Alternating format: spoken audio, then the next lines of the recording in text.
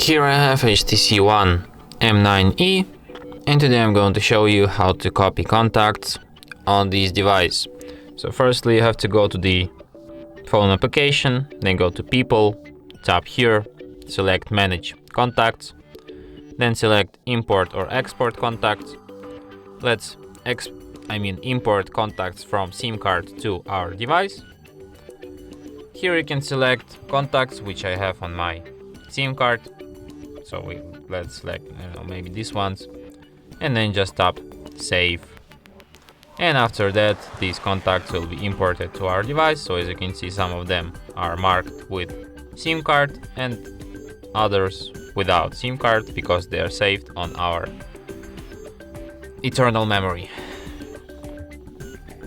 And that's it. Thanks for watching.